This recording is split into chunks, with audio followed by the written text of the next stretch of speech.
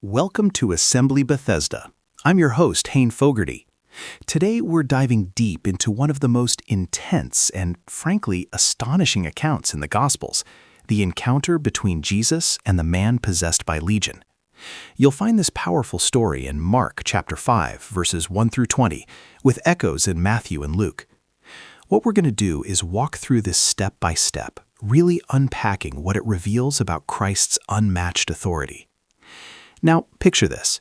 Right after Jesus calms that terrifying storm on the Sea of Galilee, showing his absolute power over nature, he steps onto the other side, into the country of the Gerasenes.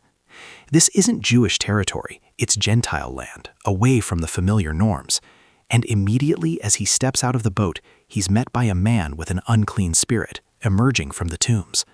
Talk about a dramatic entrance, right?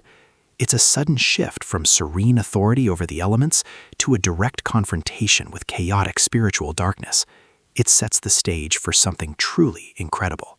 Now, let's really get a sense of this man's situation, because it's absolutely heartbreaking. The Bible tells us he lives among the tombs, not in a home, not within society, but literally among the dead. This isn't just a tough spot. This is utter isolation. A life utterly devoid of human connection.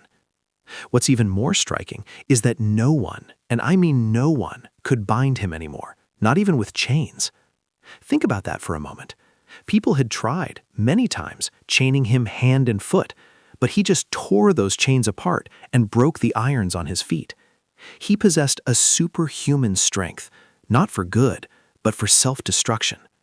Night and day, in the tombs and on the mountains, he would cry out and, tragically, cut himself with stones. His existence was a constant cycle of torment, of being cut off from humanity, and of internal violence.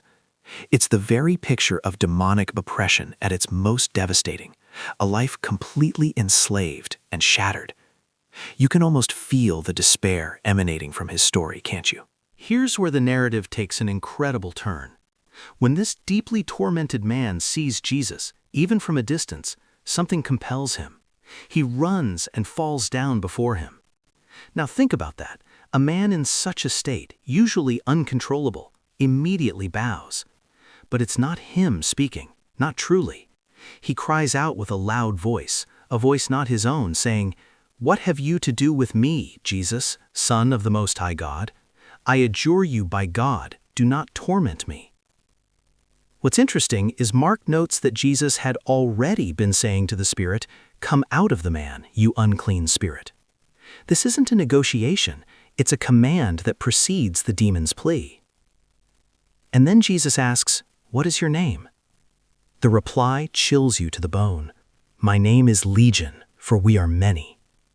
A legion in Roman terms was thousands strong, symbolizing an overwhelming, crushing force.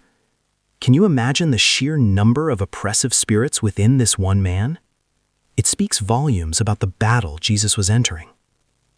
So, this multitude of demons, this legion, begs Jesus earnestly not to send them out of the country. They know his power, and they fear his judgment. What's truly fascinating is their plea. They notice a large herd of pigs, about 2,000 strong, feeding nearby on the hillside, and they beg, "Send us to the pigs. Let us enter them."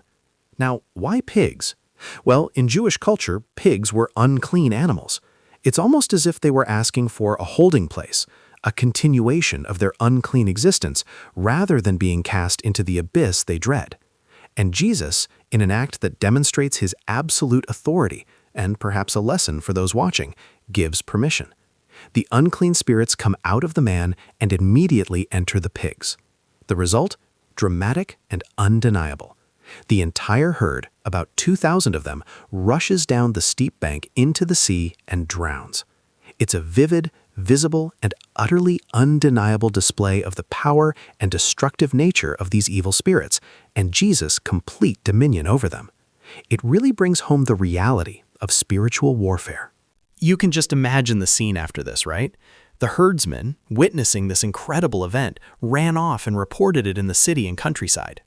Naturally, people came to see what happened. And what do they find?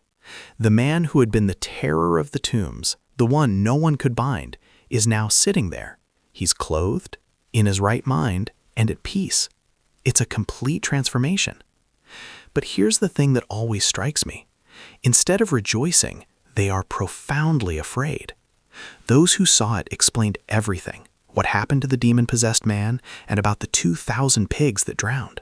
Their reaction? They begged Jesus to leave their region. It's a stark reminder that sometimes the raw power and holiness of God can be met with fear and rejection, even when it brings profound healing. Yet, as Jesus gets into the boat to leave, the healed man begs to go with him. But Jesus says no. Instead, he gives him a powerful mission.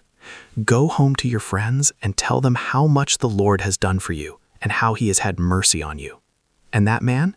He became the first missionary to the Gentiles in that area, proclaiming in the Decapolis how much Jesus had done for him. Everyone marveled. This account truly packs a punch. The man's misery vividly shows demonic oppression at its worst, legion symbolizing crushing control. Human efforts utterly failed. But Jesus changes everything instantly. The demons recognize him as Son of the Most High God, falling in submission, begging for mercy, revealing their name under his questioning. They have no power to resist. Jesus doesn't negotiate, he simply commands, and they obey. Even his permission for the pigs to drown dramatically shows evil's destructive nature. Christ's authority shines here, undeniable and absolute. The demons knew their time was limited, judgment awaited. This event previews the cross, where he utterly defeats all powers of darkness. So what's the profound message for you today? No situation is beyond his reach. No number of oppressors too great. He seeks out the tormented, even crossing storms and borders. Deliverance is complete, clothed, in his right mind, at peace. This story calls us to trust that same authority today. Whatever screams in the darkness, Jesus speaks peace. He casts out, restores, and sends us as witnesses. Christ's authority over legion means enduring hope for every bound life.